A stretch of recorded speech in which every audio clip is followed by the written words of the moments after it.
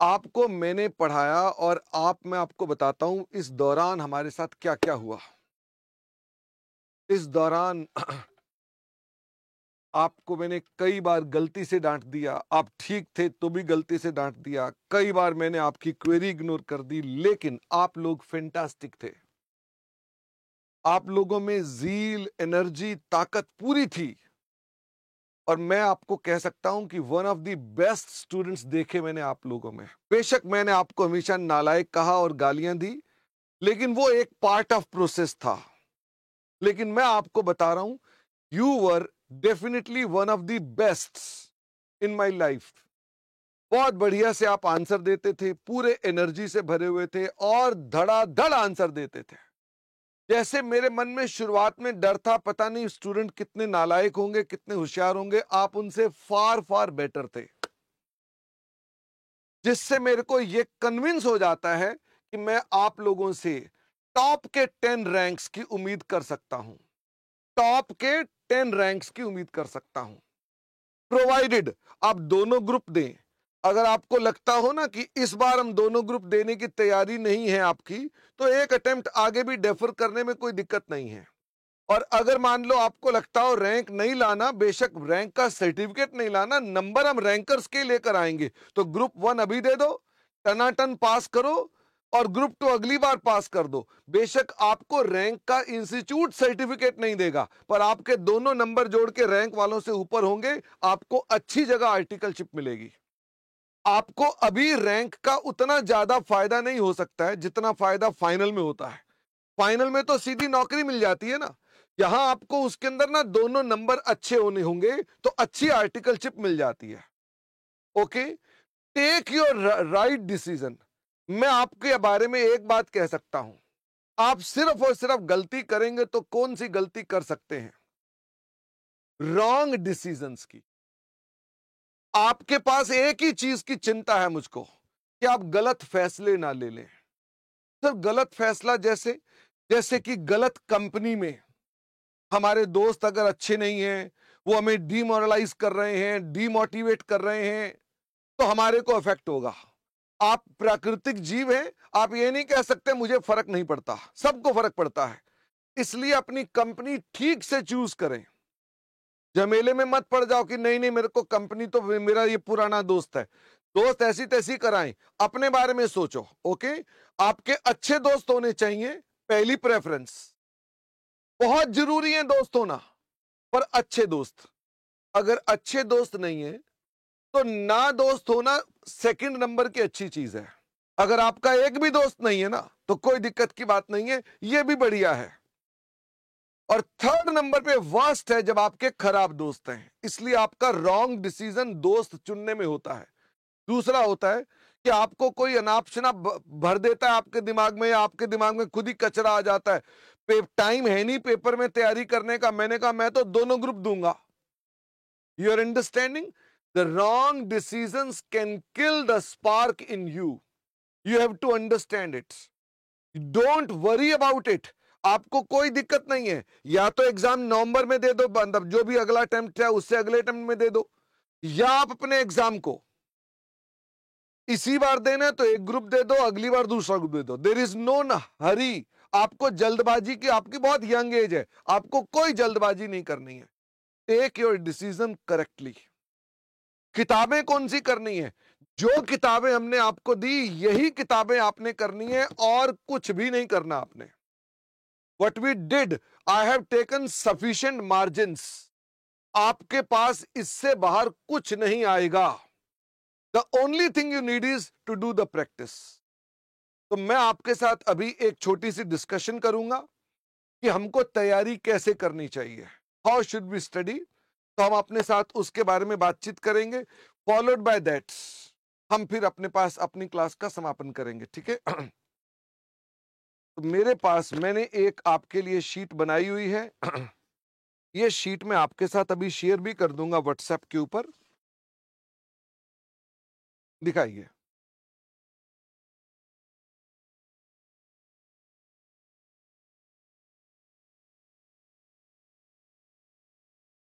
ये है आपके लिए revision plan for advanced accounting May 24 exams. Okay, आपको कोई भी टेक्निकल प्रॉब्लम आती है क्लासेस खत्म होने के बाद, तो आपने सिर्फ क्या करना है, इधर फोन करना है। फोन नहीं उठाया जाएगा, टेंशन मत लेना, मिस्ड कॉल भी दे देंगे तो हम आपको with in 2 working hours contact कर लेंगे। समझ में आ गई बात? वर्किंग आवर मतलब रात को 2 बजे फोन करोगे तो सुबह 12 बजे फोन आ जाएगा, जब सुबह ऑफिस खुलेगा विद इन 2 आवर्स आपके पास मैसेज आ जाएगा। सिर्फ मिस्ड कॉल देनी है आपने, ठीक है? हमने अपने सॉफ्टवेयर में चेंजेस कर दिए हैं, आपके मिस्ड कॉल को भी हम डॉक्यूमेंट कर रहे हैं। ये मेरा फोन नंबर है, मैं आपको अपने पे 2 घंटे नहीं लिख रहा हूं, ठीक है? मैं थोड़ा सा, मेरे कई कमिटमेंट्स और हो जाती हैं, तो मैं अपना बेस्ट प्रयास करूंगा आपकी क्वेरीज का रिप्लाई करने के लिए, ठीक है? सबसे पहले तो आप यहां देखें, ये इंस्टीट्यूट का गाइडलाइंस आई हैं कि किस चैप्टर की कितनी कितनी वेटेज है। ये आपने डाउनलोड भी शायद मैंने आपको कहा था करने को, आपने किया कि नहीं किया, बट मैंने इसका प्रिंट आउट साथ में लगा दिया है 2 पेज का। आपकी किताब के ये दिखेगा नहीं, इनको ब्राइटनेस कम कर दो, कम करना पड़ेगा। हाँ श्लिशा, मिला नहीं तो मैं आपको ये जो दूंगा इसके अंदर है, ओके?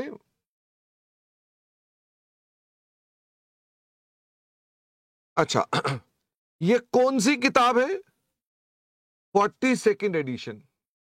बुक नंबर कौन सी है? ये वाली। इनके क्वेश्चंस की लिस्ट है। समझ में आ गई बात? इसका मतलब इस क्वेश्चन की, इस किताब की बात कर रहा हूं, 230A1A इधर, और जो दूसरी किताब है इसकी बात कर रहा हूं। इस चैप्टर से आपको ये 2 क्वेश्चन करने हैं। इस चैप्टर से आपको ये क्वेश्चन करने हैं। AS1 के आपको ये क्वेश्चन करने हैं, AS2 के आपको ये क्वेश्चन करने हैं। क्या सभी चैप्टरों के आपको AS बता दिए हमने? यहां पर सभी चैप्टरों के आपको हमने बता दिए। ये अगले पेज तक जा रहे हैं और ये उसके बाद अगले पेज पर जा रहे हैं। अराउंड 40% क्वेश्चन हैं ये। कितने क्वेश्चन हैं? 40% क्वेश्चन। इसका मतलब क्या आपके 60% क्वेश्चंस को मैंने ऑफ कर दिया? सिर्फ कितने क्वेश्चंस करने के लिए बोल रहा हूं मैं? सिर्फ 40% क्वेश्चन करने को बोल रहा हूं। अब ये लिस्ट आपके पास है, तो आपको मुझसे पूछने की आवश्यकता नहीं है कि कौन सा क्वेश्चन करना है और कौन सा नहीं करना है, ओके? आ जाइए। आपके पास एक मैंने 100 डे रिवीजन प्लान बनाया है। कितने डेज का? 100 डे रिवीजन प्लान। किस डेट से स्टार्ट कर रहा हूं मैं इसको? 1 जनवरी 2024। यदि आपका कोर्स कुछ बाकी है, जैसे कोई आपने प्री रिकॉर्डेड लेक्चर देखने हैं, तो आपको कब तक कर लेने चाहिए? फटाफट से बताओ, कब तक कर लेने चाहिए? 1 जनवरी तक कर लेने चाहिए। अगर 1 जनवरी तक नहीं करते तो क्या आपको 1 जनवरी से इसको इंप्लीमेंट कर देना है? The answer is yes. उसको भी करते रहना और इसे भी इंप्लीमेंट कर देना। You are understanding my point? भाई आपका मान लीजिए, ट्राई तो करो 31 दिसंबर तक हो जाए। नहीं होते हैं तो घबराने की बात नहीं, फिर थोड़ा हार्ड वर्क करो कि मेरा भी प्लान चलाओ और साथ में वो भी चलाओ। हसाइन नवंबर 24 का भी आपको प्लान में भिजवा दूंगा, लेकिन नवंबर 24 के लिए मुझे लगता है इट्स वेरी अर्ली। तो राइट नाउ अपने पास अपना इसी को फॉलो करते रहो, मानते हुए कि आपने मई के एग्जाम देने। अच्छा वरुण बेटा, मैं अभी ना अपनी डिस्कशन कर रहा हूं, तो इस तरह की लंबी लंबी क्वेरी भेज देंगे तो मैं कोई पढ़ूंगा भी नहीं। मैं पढ़ भी नहीं रहा रियलिटी में, क्योंकि इतना लंबा मैसेज कौन पढ़े। मैं अपनी चर्चा कर रहा हूं। तो 100 डे रिवीजन प्लान है आपका ये फॉर सी एग्जाम। मैंने इसके अंदर ना ये लिखा है कि कौन से टॉपिक इंपॉर्टेंट है, कौन से मीडियम इंपॉर्टेंट है, कौन से लीस्ट इंपॉर्टेंट है। कोई दिक्कत तो नहीं? क्या ये वेटेज जो मैंने बनाई है कि कौन इंपॉर्टेंट है, ये आईसीआई की वेटेज के हिसाब से है? द आंसर इज यस, उनके हिसाब से है। आपको नंबर 1 पर, अच्छा इनके आगे ये भी लिखा है कि ये चैप्टर इंटेंस है कि मॉडरेट है कि इजी है। अब आपको ना बाद में बताऊंगा इसका क्या फायदा होगा आपको। इंटेंस मतलब क्या? यानी यहां पर आपको थोड़ा सा मेहनत ज्यादा करनी पड़ेगी, थोड़े से ये क्या मैं सरल भाषा में इंटेंस को कह सकता हूं झंझट वाले, कि इंटेंस मतलब थोड़ा झंझट है इन चैप्टरों में। ओके, वैसे तो अब आपको भी पता चल ही गया होगा किसमें झंझट है और किसमें नहीं है, बट मैंने कहा इनमें झंझट है। तो यानी कि these are intense topics. Moderate मतलब कम झंझट है, बेसिक मतलब इनमें कोई झंझट नहीं है। आपने इसे इतने इतने डेज में कंप्लीट करना है। जब मैं ये डेज बोलता हूं तो मैं इसमें अराउंड 5 to 6 आवर्स की स्टडी आवर्स मानता हूं डेली। इसका मतलब क्या आपके पास इसके अलावा बाकी सब्जेक्ट के लिए भी सफिशिएंट टाइम है? The answer is yes. 5 से 6 घंटे। अब आप में से कई बच्चों को लगेगा 5 से 6 घंटे आप मांग रहे हो, और ऐसे ही लॉ वाले सर भी 5 या 6 घंटे शायद दे मांग रहे होंगे, टैक्स वाले भी 5 या 6 घंटे मांग रहे हैं, क्या ऐसा भी है? अभी कह रहा है ग्रुप 2 वाले भी मांग रहे हैं। ओके, क्या मैं इसके लिए आपको कह सकता हूं इसके लिए आप वेट करो, मैं इसका जवाब दूंगा आपको? ओके, तो ये आप लोगों ने एक प्रॉब्लम बताई, मैंने ये प्रॉब्लम आपकी लिख दी, इसका जवाब नहीं दिया मैंने, वेट करेंगे उसके। पहले मैं मेरे प्लान को समझ लेंगे। तो आपने इतने डेज में 10 दिनों में ब्रांच भी, इंटरनल रिकंस्ट्रक्शन भी और अमेलगमेशन भी करना है। जिसमें से इंटरनल रिकंस्ट्रक्शन आपका 2 ही दिन में हो जाना चाहिए, और 4 दिन में आपकी ब्रांच और 4 दिन में आपकी अमेलगमेशन होनी चाहिए। क्या आपको मेरी बात समझ में आती है? इसका मतलब दिस इज द, क्या आप इसके अंदर हो सकता है एक आधा दिन जोड़ दो, इसमें एक आधे दिन घटा दो, क्या आप इसको अपने हिसाब से कस्टमाइज कर लेंगे? The answer is yes. इसका मतलब डोंट बी रिजिड। मैंने तो एक टेम्पलेट दे दी है, आप इसमें थोड़ा प्लस माइनस कर सकते हैं, लेकिन ध्यान देना कहीं भी प्लस करोगे तो माइनस भी करना है।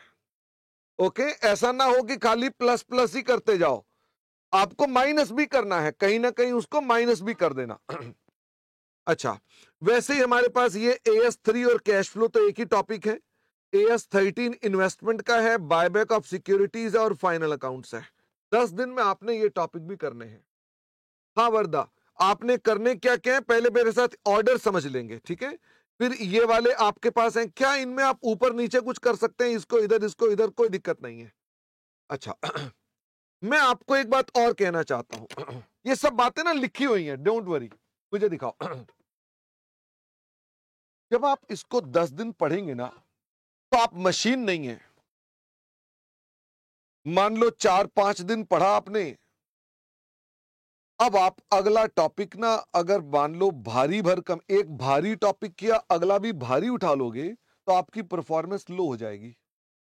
ओके, तो इंटेंस टॉपिक एक कर लिया, तो अगला टॉपिक ना बेसिक उठा लो, लाइट कर लो उसको, फिर एक मॉडरेट उठा लो, फिर एक लाइट उठा लो, फिर एक इंटेंस उठा लो, पर हाई इंपॉर्टेंस में। क्या मेरी बात समझ में आ गई?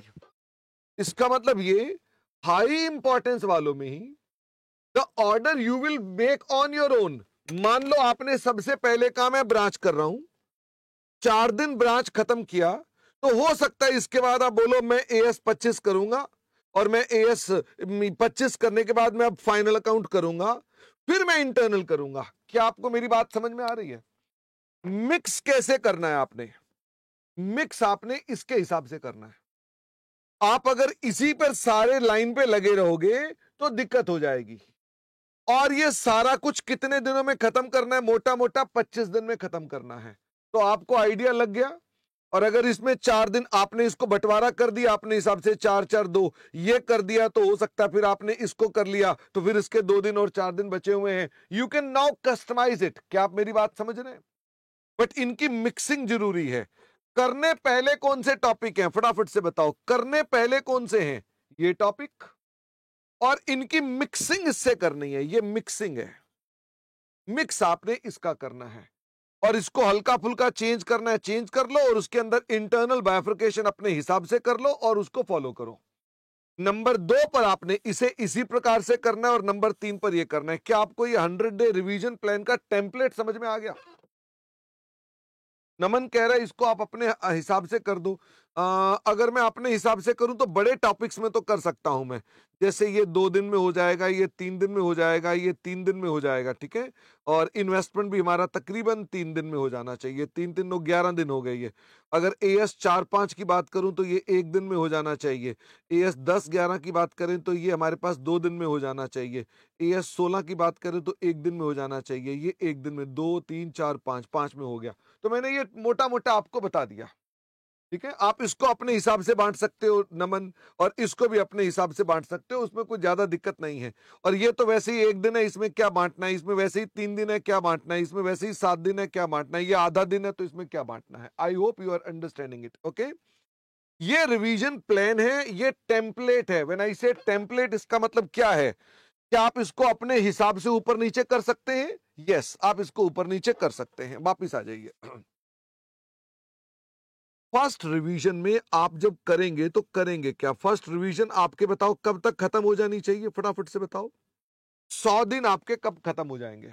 अगर 1 जनवरी से चलोगे तो 100 दिन कब खत्म हो जाएंगे? 10 अप्रैल तक खत्म हो जाएंगे। पहली रिवीजन में आपने क्या करना है? आपने डीप स्टडी करनी है। क्या जो मैंने आपको 40% क्वेश्चन दिए हैं वो सॉल्व करने हैं? जो मैंने 40% क्वेश्चन दिए वो सॉल्व करने हैं। और कंप्लीशन मैंने बता दिया है, वो 50 दिन गिन लेना, तो अप्रोक्सीमेटली फरवरी की जो भी डेट आती होगी, आगे डेट बता रखी है वैसे, उसके हिसाब से करेंगे। जब आप सेकंड रिवीजन करोगे, अच्छा ये सारे जो डेज हैं इनको काउंट करो तो कितने डेज बनते हैं, फटाफट से बताना। ये सारे डेज काउंट करो तो कितने डेज बनते हैं? 50 डेज। मोटा मोटा 51 52 हो सकते हैं, यानी ये 50 दिन बनते हैं। सेकेंड रिवीजन जो करनी है वो इसके 60% टाइम में करनी है। क्या आपको समझ में आ गई? 50 का 60% कितना हो गया? 30 डेज। इसका मतलब जो मैंने ये 4 दिन लगाए, इस पर मुझे कितने दिन में रिवीजन करनी है? 2.5 दिन में। ये मैंने 1.25 दिन में। You are understanding? 60% हो जाएगा, आपके मेन प्लान का ही 60% हो जाएगा। क्या अब आपने उन टॉपिक्स को रिवाइज करना है? अब सॉल्व नहीं करना है, रिवाइज करना है। आप उनमें से अपनी मिस्टेक्स वाले क्वेश्चन को दोबारा सॉल्व करेंगे, जहां मिस्टेक्स की है वो दोबारा करेंगे। आप रेंडमली जो क्वेश्चन नहीं किए थे, क्या आपने 60% क्वेश्चन मैंने मार्क नहीं किए वो बचे हुए? रेंडमली अपने आप को टेस्ट करते रहोगे कि आप उसमें से क्या कर रहे हो, ओके। ये आपकी कंप्लीशन मार्च एंड तक होगी। थर्ड रिवीजन, इसका भी 60% टाइम आपको लेना है। अब आप खाली टचअप्स करोगे, इसका मतलब आप हाई इंपॉर्टेंस टॉपिक्स को पहले पर पकड़ोगे और उनको टचअप करोगे इस डेट तक। इंडिया में इलेक्शंस की पूरी पॉसिबिलिटी है कि आपके साथ उनकी डेज क्लैश कर जाएंगे। There might be delay. इसका मतलब क्या मैं पक्का कह रहा हूं कि माइट बी डिले बोल रहा हूं? माइट बी डिले मतलब पक्का नहीं है। देयर इज अ चांस कि आपको 20 दिन ज्यादा मिलेंगे। कितने दिन ज्यादा मिलेंगे? 20 डेज ज्यादा मिलेंगे। मैंने इसको मानते हुए कि 20 दिन ज्यादा डिले मिलेंगे, 10 अप्रैल से आपके पास 40 दिन का फाइनल पुश है। ये फाइनल पुश मतलब आखिरी रिवीजन है। बात समझ में आ रही है? ये आखिरी रिवीजन है। इस दौरान आपने मुख्य रूप में क्या करना है? आप अपने डिफिकल्ट टॉपिक्स को दोबारा देखना, अपने डाउट्स को कवर करना, जो गलतियां आप करते थे वो करना, और मॉक टेस्ट नंबर 4 देना। कौन सा मॉक टेस्ट देना? नंबर 4 देना। अब आप बोलेंगे मॉक टेस्ट नंबर 4, तो पहला मॉक टेस्ट कब देना है? पहला मॉक टेस्ट 50वें दिन के बाद देना है। फर्स्ट मॉक टेस्ट ये हो गया, यानी फर्स्ट मॉक टेस्ट यहां, सेकंड यहां, थर्ड यहां, फोर्थ मॉक टेस्ट आपने फाइनल पुश के दौरान देना है। क्या आपको मेरी बात समझ में आती है? यहां पर आप, क्या ये सारे मॉक टेस्ट हमारी एलएमएस पर अवेलेबल हैं? The answer is yes. आप डाउनलोड कर सकते हैं। क्या हर टॉपिक का आपको टेस्ट देना पड़ेगा? फॉर एग्जाम्पल आपने ब्रांच को कंप्लीट किया, तो क्या ब्रांच का टॉपिक का टेस्ट हमारे एलएमएस से तुरंत एमसीक्यू का देना है और तुरंत उठाकर उसका आंसर भरा और ईमेल करना है? Will you do that? तो यानी कि आपकी तैयारी के साथ साथ आपके सारे सारे टेस्ट होते जाएंगे, आपके सारे एमसीक्यू होते जाएंगे। और जब आपकी फर्स्ट रिवीजन हो जाएगी तो क्या आपके पास एक मॉक टेस्ट भी आ जाएगा? वो मॉक टेस्ट भी अवेलेबल होगा। पहले मत करना, तभी करना। आप में से जो जल्दी कर रहे होंगे मैं उनको जल्दी करवा दूंगा वैसे। अब इधर आ जाओ, ये थोड़ा सा इसी बात को मैंने टेबुलेट कर दिया है। पहली रिवीजन में ये कहा था, डीप रिवीजन 1 जनवरी से शुरू होगी, 20 फरवरी की लास्ट डेट है। क्या आपको समझ में आ गई? यहां पर आपने इंपॉर्टेंट क्वेश्चंस करने हैं, अपनी गलतियां देखनी है, कुछ थ्योरी आंसर भी लिखने हैं। सेकंड रिवीजन में अपने पास गलतियां चेक करनी है और 25% रैंडम क्वेश्चन करने हैं। क्या मतलब हुआ रैंडम क्वेश्चन? रैंडम मतलब कोई भी क्वेश्चन उठाकर करने हैं। ये 21 मार्च तक हो जाने चाहिए। और थर्ड रिवीजन आपके पास 10 अप्रैल तक होनी चाहिए। अब आपने क्वेश्चंस नहीं कर रहे, अपनी गलतियां चेक करनी है। और आखिरी में मॉक टेस्ट 4 भी देना है। एमसीक्यू हाथ के हाथ करते रहना, क्योंकि ये फोकस छूट ना जाए। क्या आपको मेरी बात समझ में आती है? एमसीक्यू छूट ना जाए। अब बारी आती है जब आपको ब्रांच रिवाइज करनी है, तो कैसे? मैं एग्जांपल ब्रांच का दे रहा हूं, मुझे दिखा दो। अब आपको प्लान तो समझ में आ गया। अब आप 1 जनवरी को बैठ गए हैं ब्रांच का चैप्टर खोल के। How will you start? Branch का चैप्टर खोल लिया आपने, आपने 4 दिन में खत्म करनी है ब्रांच। आज 1 तारीख है, 5 या 6 घंटे पढ़ना है ब्रांच को। सबसे पहले क्या देखना है आपने? Revision video. ये हमारे पास कहां पर अवेलेबल है? ये हमारे पास यूट्यूब पर अवेलेबल है। कुछ एलिमेंट्री टॉपिक्स पर रिवीजन वीडियो नहीं होंगे जो बहुत छोटे हैं। फ्रेमवर्क इस पर नहीं होगा, एप्लीकेशन ऑफ स्टैंडर्ड पर नहीं होगा। वो खुद में इतना छोटा है कि उस पर कोई रिवीजन का लॉजिक नहीं है। बड़े बड़े टॉपिक में रिवीजन वीडियोस आपको काम करते हैं, छोटों में कोई फायदा नहीं होता उसका। फिर भी आप रिवीजन वीडियो जिस जिसके भी अवेलेबल हैं, आप उनको देखेंगे। ओके, यूट्यूब से देख लेना, उसकी प्लेलिस्ट पहले ही बना के रख लेना, ताकि आपको कभी भी दिक्कत ना हो, हैंडी हो जाएगा आपके लिए। ओके। हाँ, अश्लीषा यूट्यूब पर तो वैसे ही अनलिमिटेड व्यूज हैं, उसमें व्यूज का कोई लॉजिक ही नहीं है। सबसे पहले आपने अपने उस टॉपिक पर क्या करना है? आपने वीडियोस जो एलएमएस पर दे रखे हैं, यूट्यूब पर भी हैं, वहां जाकर के आपने देखना है। आपको उससे फायदा क्या होगा? आपको एक ओवरव्यू मिल जाएगा और आपकी अंडरस्टैंडिंग हो जाएगी। उसके बाद आपने क्या करने हैं? Do questions, that's it. कौन से क्वेश्चन करने हैं? कौन से क्वेश्चन करने हैं? जो मैंने आपको लिस्ट दे रखी है वो क्वेश्चंस करने हैं। दिक्कत आएगी तो कहां रेफर करना है आपने? अपनी क्लासो कॉपी को रेफर करना है, वहां ऑलरेडी वो क्वेश्चन सॉल्व हो रखे होंगे। या होमवर्क कॉपी, अगर वो होमवर्क में क्वेश्चन दिया होगा तो वहां देखोगे। फॉलोड बाय दैट आपने अब क्या करना है? एमसीक्यू टेस्ट जरूर देने हैं, क्योंकि वो एग्जाम में कितने नंबर के आने हैं? 30 नंबर के आने हैं। फिर उसके बाद आपने कौन सा टेस्ट देना है? सब्जेक्टिव टेस्ट देना है। ओके, फिर आपने सब्जेक्टिव टेस्ट देना है। एमसीक्यू टेस्ट भी हमारे पास जो अवेलेबल है वो भी आपने देना है। तब जाकर आपका वो चैप्टर क्या माना जाएगा? कंप्लीट। इसमें एक ना डायरी बना लो। मैंने अपने पास एक डायरी बना रखी थी, हालांकि आप डायरी बनाओ कि रजिस्टर बनाओ एक ही बात है, मुझे दिखाओ। तो जब मैं ब्रांच को करूंगा ना, तो मैं अपने रजिस्टर में एक लिखता जाऊंगा कि मुझसे गलतियां कहां हो रही हैं। जैसे मैंने कहा, मुझसे ना डेटर मेथड में गलती हो रही है, या मैं क्रेडिट सेल में डेटर घटाना, सेल रिटर्न घटाना भूले जा रहा हूं, या मैं रिटर्न निकालना भूल रहा हूं। वो लिखते जाना। और जिस क्वेश्चन में पंगा हो रहा है उसको तो जरूर लिख देना कि इस क्वेश्चन में ये है। क्या अपनी बात को डॉक्यूमेंट करना है आपने? आप ऑडिटर हैं, क्या आपको हर चीज का डॉक्यूमेंट नहीं बनाना चाहिए? पर हम लोग पता क्या करते हैं, हमें जैसे पढ़ रहे हैं तो उस वक्त याद होता है, हमें लगता है हमें याद रहेगा ही नहीं। डॉक्यूमेंट करो, भूल जाओगे बाद में। जब आपकी सेकंड रिवीजन आएगी ना, तो तब भी एलएमएस का वीडियो देखना, फॉलोड बाय दैट अपनी गलतियां देखना। आप गलतियां क्या कर रहे थे, उनके ऊपर फोकस करना। क्या आपको मेरी बात समझ में आती है? जहां पर आप गलत हैं उसको ठीक करना है ना। जहां तुम पहले ही ठीक हो उसको क्या करना है? ठीक करके। और वो डॉक्यूमेंट तुम्हें मदद करेगा कि इन क्वेश्चनों में पंगे आए थे, इन कॉन्सेप्ट में पंगे आए थे, उनको करना।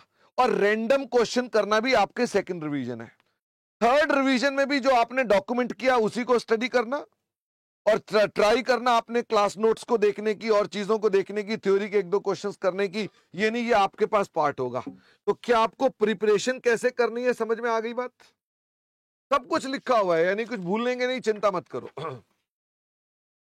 मोटिवेटेड कैसे रहें, ये एक बड़ा चक्कर है। कि सर हम मोटिवेटेड कैसे रहें? इसको रीड कर लीजिएगा, इसको रीड कर लीजिएगा।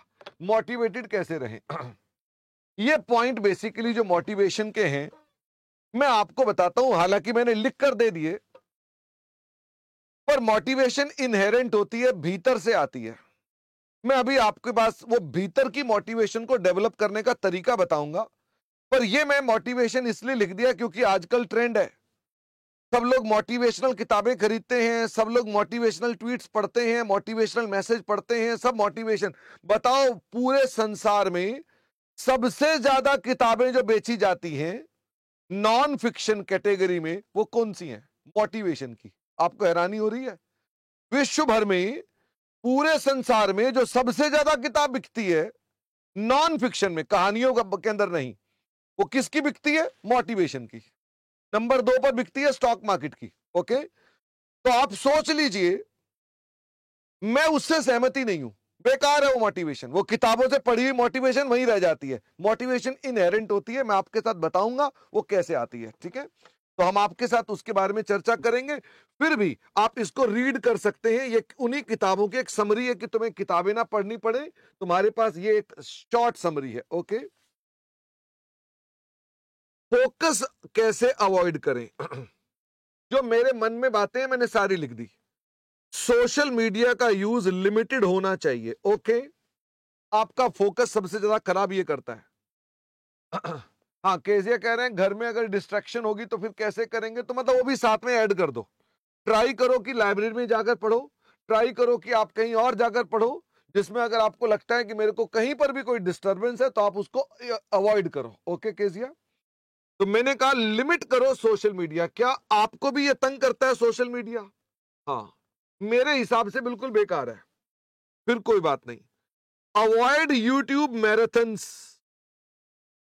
आप लोगों को एग्जाम के ठीक पहले कुछ टीचर आपका टाइम खराब करने के लिए आ जाएंगे, वो अपनी दुकान चला रहे हैं, आपका दिमाग खराब करेंगे। वो क्या करेंगे? वो कहेंगे आओ मैं आपको तैयारी कराता हूं। भाई तुम्हारी तैयारी तुम्हारी है, उनके तुम्हें सुनने से कभी तैयारी नहीं होती है। थ्योरी में हो सकती है, ऑडिट जैसे पेपरों में हो सकती है, लॉ जैसे पेपरों में हो सकती है, प्रैक्टिकल पेपर में अगर कोई मैराथन के चक्कर में पड़ गए तो मैं कई बार देखता हूं बड़े सारे टीचर कर रहे होते हैं, मैं भी टीचर हूं तो देखता हूं कि मेरे और जो हमारे मित्र दोस्त हैं वो क्या कर रहे हैं। उसमें देखता हूं जितने बच्चे बैठे हैं, 5000 बच्चे बैठे हैं, मैं कहता हूं ये 5000 का रिजल्ट तो मैं बता रहा हूं सब फेल है। जो पेपरों से पहले मैराथन देख रहे हैं वो 5000 की रिपोर्ट कार्ड तो मैं बिना कह रहा हूं बिना पेपर के गए तुम फेल हो। अकाउंट्स में कोई यूज नहीं है मैराथन का, जमेले में मत पड़ जाना। इस तरह के सेशंस को अवॉइड करना। अपने इनकम्प्लीट शेड्यूल्स आप अगर फॉलो नहीं करोगे, ये 100 डेज का शेड्यूल फॉलो ढंग से नहीं करोगे, आपका फोकस टूट जाएगा। बी डिसिप्लिन्ड, और जब भी करना अपना टॉपिक कंप्लीट करना। फॉर एग्जाम्पल ब्रांच कर रहे हैं,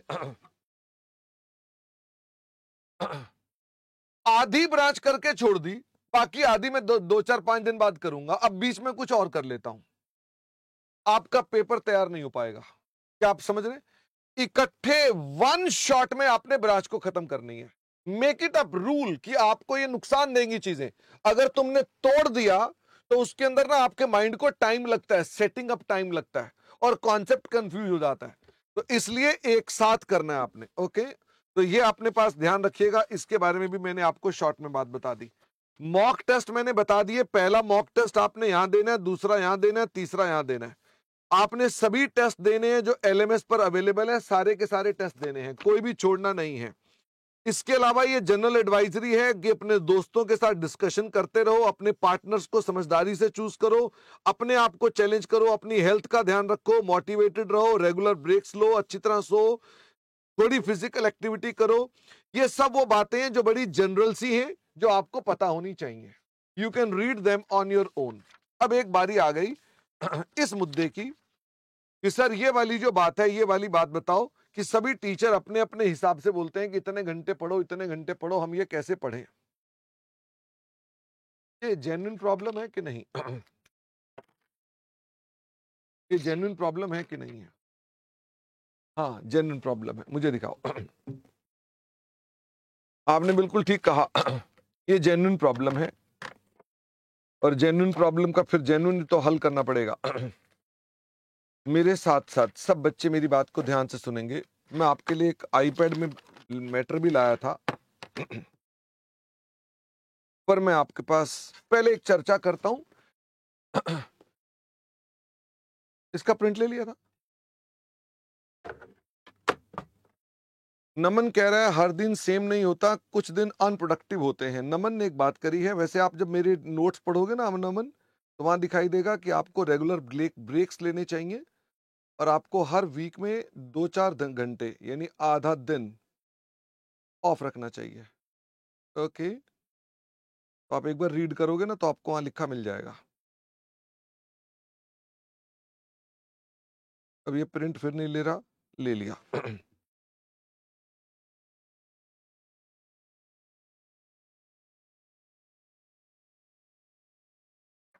आपकी दो समस्याएं रह गई, एक तो मोटिवेशन की और दूसरी समस्या रह गई आपके पास कि सर हर टीचर आता है इतने घंटे पढ़ो इतने घंटे पढ़ो। दो समस्याएं रह गई, बाकी मोटा मोटा मैंने आपको बता दिया। सब कुछ लिखा हुआ है, ये मैं आपके साथ शेयर कर दूंगा अभी थोड़ी देर में, तो आप इसको पढ़ लेंगे अगर अच्छी तरह से। तो इसमें सब लिखा हुआ है कि आपको फिजिकल एक्टिविटी कितनी कर लेनी चाहिए, कितने घंटे करना चाहिए। यानी आप अगर इसे फॉलो कर लेंगे तो डिसिप्लिन्ड बढ़िया सक्सेसफुल होंगे। लेकिन पॉइंट वही है कि आपके पास सारी चीजों का शॉर्ट में है ये। मुझे फटाफट से बताओ, आप अपने पास लाइफ का गोल क्या मानते हैं? आप अपनी लाइफ का गोल क्या मानते हैं? नमन ने कहा मुझे लाइफ का गोल है सीए बनना है। ये तो फिर बात नहीं बनी ना। लाइफ का गोल सीए बनना है, सीए बन जाएंगे, फिर उसके बाद लाइफ का क्या करेंगे? फिर तो गोल खत्म हो गया। दिक्कत है फिर तो। बच्चे ने कहा पैसा कमाना है, कोई कह रहा है कि हाँ सक्सेसफुल होना है। तो मैंने पहले भी शायद बताया हुआ था, बहुत सारे बच्चों ने कहा भी है, लाइफ का गोल होता है हैप्पीनेस।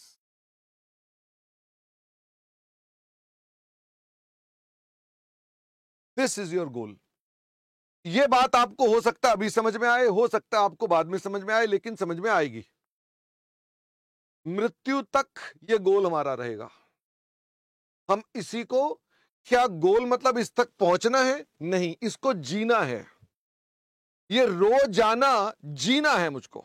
एनीवे, अब मुझे ये बताओ, मैं चूंकि आपको मानते हुए कि आप छोटे बच्चे हैं, मैं बता रहा हूं हैप्पीनेस किन चीजों से आती है। हम इसको साइंटिफिकली समझते हैं, ये हैप्पीनेस कैसे आती है। सबसे पहले तो बीइंग सक्सेसफुल। अगर आप सक्सेसफुल हैं तो आपको हैप्पीनेस आती है। नंबर 2, अगर आप हेल्दी हैं, ये साथ में कंडीशन है। यानी अगर मैं कहूं सक्सेस से आपके पास खुशी कितनी आती है 30%, तो हेल्थ से भी कितनी आती है 40%। इसका मतलब आपको ध्यान रखना, बीइंग हैप्पी में ये बहुत क्रिटिकल है, ये बहुत क्रिटिकल है। लेकिन हम आमतौर पे इसके प्रति इतना ध्यान नहीं दे रहे होते। इसके अलावा आपके दोस्त, भाई, बंधु, मित्र, परिवार, क्या आपके लिए ये भी आपकी खुशी को प्रभावित करते हैं? आपका परिवार, आपके दोस्त, आपके फ्रेंड्स, गर्लफ्रेंड्स, बॉयफ्रेंड्स, क्या आपको इफेक्ट डालते हैं? सर बहुत ज्यादा इफेक्ट डालते हैं। इस बारे में मेरी चर्चा नहीं है, इस बारे में मेरी चर्चा नहीं है, पर ये आपकी लाइफ के गोल को इफेक्ट करते हैं। इसकी चर्चा कभी करते, लेकिन आप चूंकि स्टूडेंट हैं तो मैं इसके बारे में अपना ज्ञान नहीं झाड़ना चाहता। अब बात करते हैं सक्सेस से भी आपके पास, यानी कि मैं कहूं सक्सेस से आपको हैप्पीनेस मिलती है। अब सवाल उठता है सक्सेस किन चीजों पर डिपेंडेंट है? सक्सेस 3 चीजों पर डिपेंडेंट है। पहले तो मनी। नंबर 2, रिस्पेक्ट, कि भाई आपके पास क्या होनी चाहिए? पैसा भी होना चाहिए और आपके पास रिस्पेक्ट भी होनी चाहिए। इसमें तीसरी चीज भी लोग बताते हैं, जिसको आप ले सकते हैं और नहीं भी ले सकते हैं, दैट इज पावर। इसका मतलब ये हो गया, टू बी सक्सेसफुल आपके पास ये चीजें होनी चाहिए। हाँ, वो डिपेंड करता है, किसी के पास ये और ये है, किसी के पास ये और ये है। ये अच्छे साधनों से आनी चाहिए। अगर ये अच्छे साधनों से है तो सक्सेस नहीं कहलाती। ओके, इसका मतलब ये अच्छे साधनों से पैदा होनी चाहिए।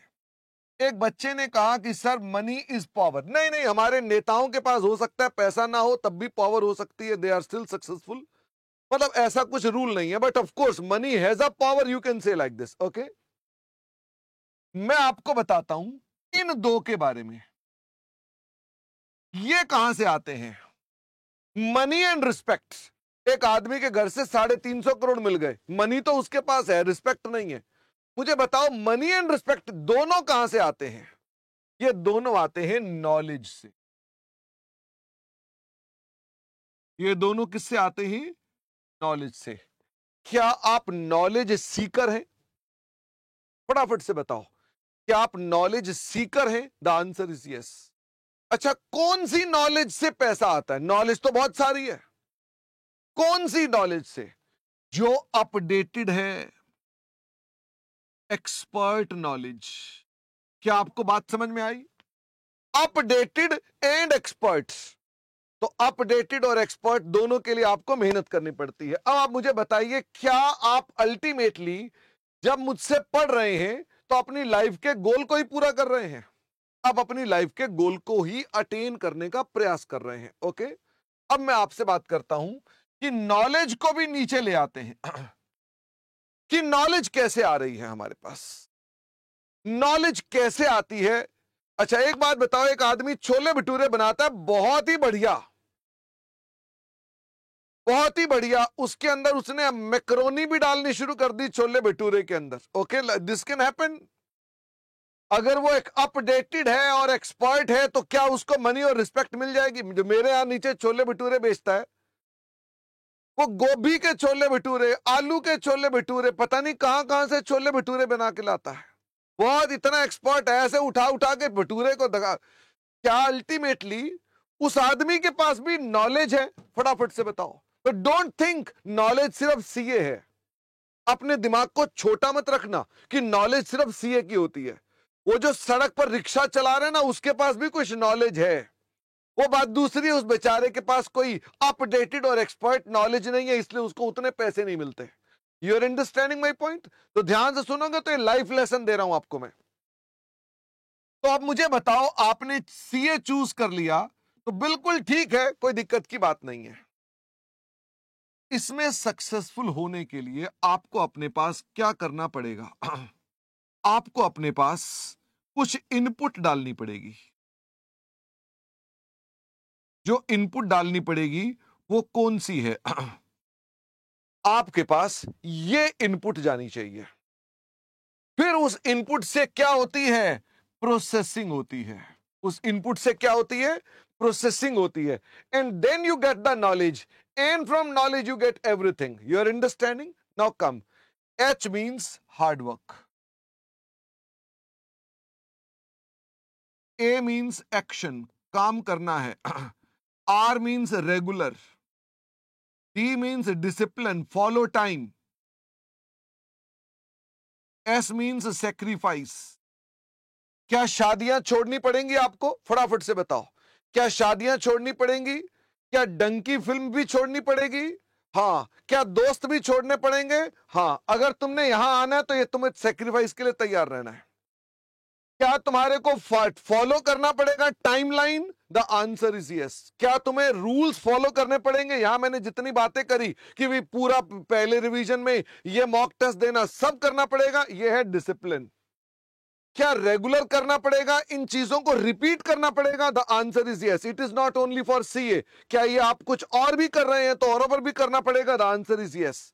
एक्शन मतलब क्या आप खाली बैठे तो बात अकलमंदी की है क्या? आप अगर खाली बैठे तो क्या ये बात अकलमंदी की है? The answer is no. मतलब पॉइंट इज कि आप खाली बैठ ही नहीं सकते हैं। आप अपने पास खाली बैठ ही नहीं सकते हैं। अगर आपने खाली बैठने का चक्कर में पड़े तो वहीं गलत हो जाएगा। तो मैं आपसे एक ना, मैंने कल ही, अब बताओ, मैंने कल आपके लिए मैंने कहा, मेरे को एक मैसेज मिला, मैंने कहा मैं आपको दिखाऊंगा, लेकिन अब वो गायब हो गया।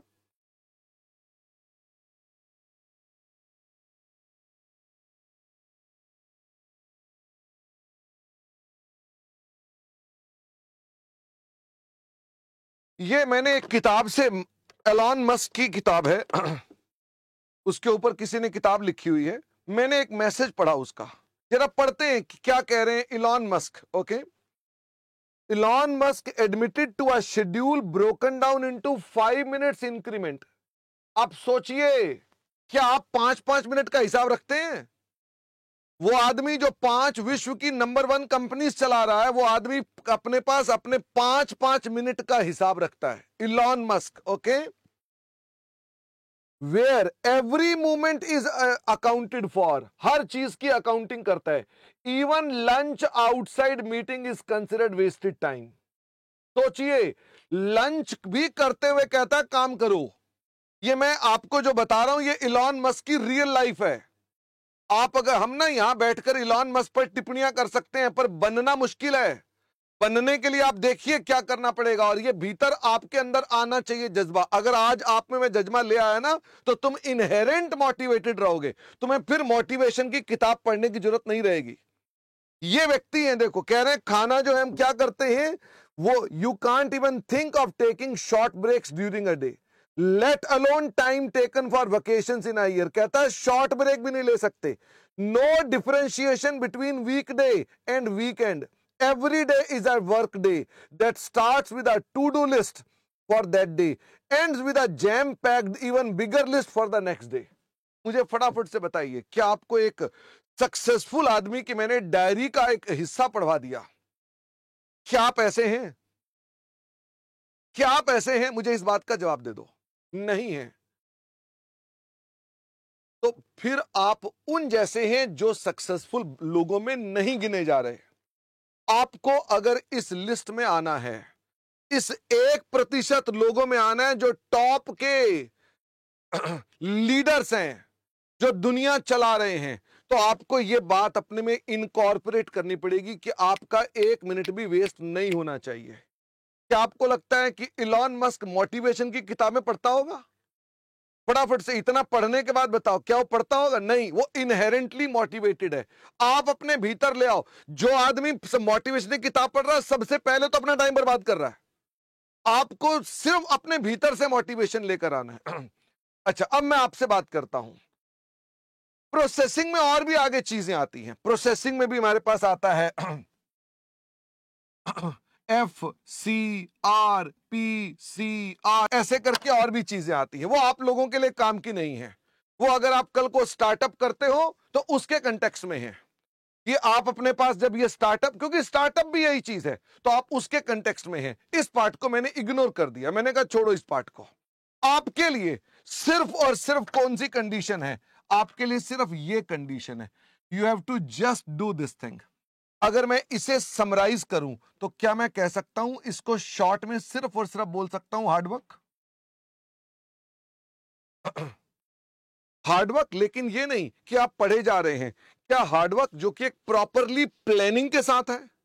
हार्डवर्क एज पर प्लान, और कुछ नहीं। इन सबको शॉर्ट में बोल दूं, हार्डवर्क एज पर प्लान है और कुछ नहीं है। और हमारे प्लान के आगे शादियां, दोस्त, मित्र, बंधु पिट पिट जाते हैं, ध्यान रखना। हम अपने प्लान से पीछे हटेंगे नहीं, और हम ये उन इलॉन मस्क जैसी कैटेगरी में आएंगे। बीच में एक चर्चा हुई, अगर आपको भी पता हो, वैसे आपसे भी पूछते हैं। शायद आपने कुछ दिन पहले न्यूज पढ़ी थी जिसमें इंफोसिस के फाउंडर ने एक टिप्पणी दे दी, एक बयान दिया, जिनमें उन्होंने कहा कि 70 घंटे काम करना चाहिए। भाई साहब, वो बंदा 15 दिनों तक ट्रॉल हुआ। किस पर ट्रॉल हुआ? ट्विटर पे। ट्विटर जिसका नाम अब एक्स हो गया, उस पर ट्रॉल हुआ। उन्होंने कहा इनकी खुद की उम्र 70 से ऊपर हो गई है, इनकी समझ आनी बंद हो गई है, खुद बिलियन डॉलर कमा रखे हैं, हमारे लिए बोलता है कि 70 घंटे काम करो, ये बूढ़ा पागल हो गया है, कोई कुछ लिख रहा है, कोई कुछ लिख रहा है। वो शरीफ आदमी बेचारा, उसने कह दिया वीक। अच्छा, पहली बात ना, डेज की बात कभी भी नहीं करते। ये जितने एक्सपर्ट होंगे ना, चाहे इलॉन मस्क होगा, चाहे नारायण मूर्ति होंगे, ये हमेशा वीक की बात करेंगे। बताओ क्यों? Because all days are not equal. Few days may not be good days. There may be some having unproductive thing.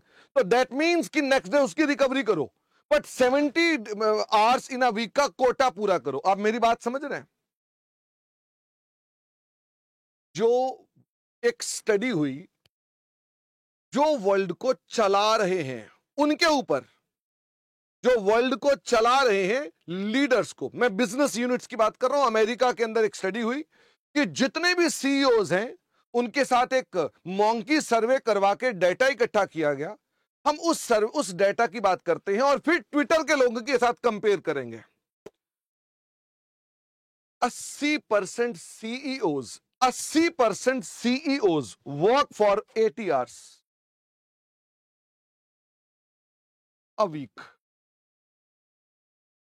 Elon Musk work for 120 hours a week. Elon Musk works for 120 hours a week.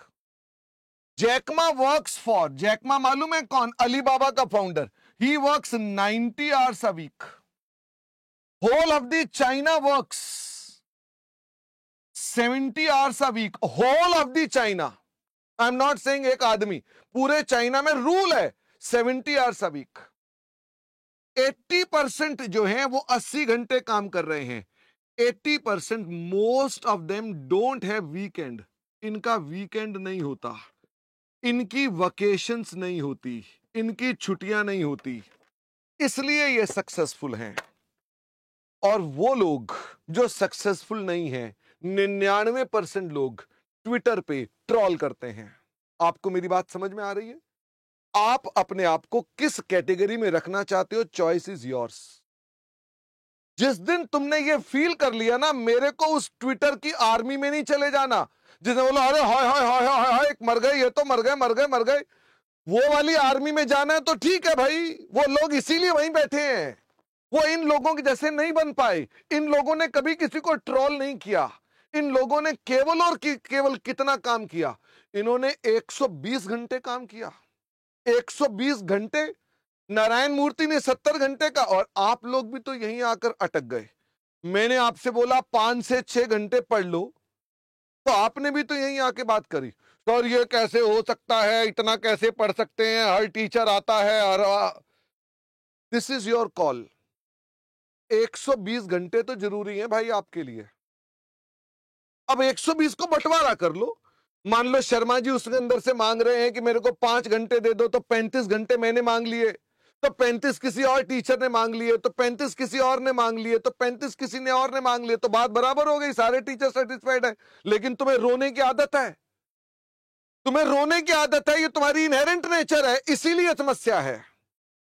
तुम्हें पहले समझ लेना, आज इस बात को समझ लेना कि तुम उन 1% लोगों में जाना चाहते हो कि उन 99% में जाना चाहते हो। बस इतनी सी बात का ध्यान रखना। हमेशा याद रखना, जो तुम्हारे को साथ आसपास रो रहे हैं वो सक्सेसफुल नहीं है। उनके साथ मिलके तुम भी रोना शुरू कर देते हो, यह बात तुम्हारी समस्या है। तुम्हें रोना नहीं है, तुम्हें सिर्फ काम करना है। और अपने रोल मॉडल्स किन्हें रखना? अपने रोल मॉडल वो मत रखना जो तुम्हारे गली में तुम्हारे इर्द गिर्द घूम रहे हैं और खाली बैठे हैं और वो मजे ले रहे हैं, तुम्हें लगता है मैं भी मजे ले लूं। तुम रोल मॉडल इन्हें रखना। ये सैन फ्रांसिस्को की स्टडी है। 80% इस वर्ल्ड के सीईओ 80 घंटे काम कर रहे हैं। हमें शर्म आनी चाहिए। हमें लगता है हम ज्यादा काम कर रहे हैं, हम काम ही नहीं कर रहे हैं, हम खाली बैठे हैं। इलॉन मस्क की एक और ट्वीट दिखाता हूं आपको। इलॉन मस्क की ट्वीट। अब आप ये कहेंगे सर आप उससे बहुत ज्यादा प्रभावित हैं। मैं ये प्रभावित नहीं हूं। मुझे क्या लगता है कि मैं आपको ये बताऊं कि देखो, सोचने का नजरिया बदलो। किताबों के चक्कर में मत पड़ जाओ कि मोटिवेशन की किताब पढ़ूंगा मैं उसके बाद काम करूंगा, उससे नहीं कुछ होगा। पढ़ना क्या लिखा हुआ है, ये क्या लिखा हुआ है। इलॉन मस्क की ट्वीट है ये। There are easier places to work, but nobody ever changed the world on a 40 hours basis। फटाफट से बताओ ये क्या लाइन का मतलब हुआ। कहता है इस दुनिया में कोई भी आदमी कोई भी आदमी 40 घंटे हफ्ते में काम करने से काम कुछ नहीं कर पाया। समझ में आ गई बात? Nobody ever changed the world on a 40 hours a week। क्या आपको ये उसकी ट्वीट आप चेक कर सकते हैं। अब सोचिए और बताइए, चॉइस आज आपके हाथ में है, आप कितना काम करोगे। आज की इस चर्चा से अगर तुमने इतना भी निष्कर्ष निकाल लिया ना कि मेरे को कितने घंटे काम करना है, at least 100 hours a week. This should be your target. अगर तुम ये नहीं कर रहे हो ना तो बेकार है मोटिवेशन की किताबें पढ़ना, बेकार है किसी आदमी को बोलना भाई साहब मुझे मोटिवेट कर दो। मुर्दा भी कभी जिंदा हुआ करते हैं, जिंदा जिंदा ही होते हैं। तो ध्यान रखना तुम अपने आप को किस श्रेणी में डालना चाहते हो। तुम जिंदा लोगों की श्रेणी में डालना चाहते हो कि मुर्दा लोगों की श्रेणी में डालना चाहते हो। अगर तुम जिंदा श्रेणी में जाना चाहते हो तो ध्यान रखना उसमें तकलीफें मिलेंगी। इसमें कई बातें लिखी नहीं मैंने, इसमें फेलियर मिलेगा, क्रिटिसिज्म मिलेगा, रिजेक्शन मिलेगी, पर तुम्हें परजर्वेंस चाहिए, अपने पास लगातार काम करने की बात चाहिए, तुम्हें चेंजेस की बात होनी चाहिए, तुम्हें रिपीट काम करने की आदत होनी चाहिए। ये सब चीजें तुम्हें पता होनी चाहिए तो बात बनेगी। अगर तुम इतना काम नहीं कर सकते हो तो आज ही तय कर लो। जमेले में काहे पड़ते हो, ये फिर छोड़ो बड़े बड़े सक्सेसफुल होना, फिर सोचो ठीक है यार मैं छोटी जिंदगी जीऊंगा, बढ़िया है, कोई दिक्कत की बात नहीं, छोटी से हिसाब से काम कर लूंगा, कोई बात नहीं।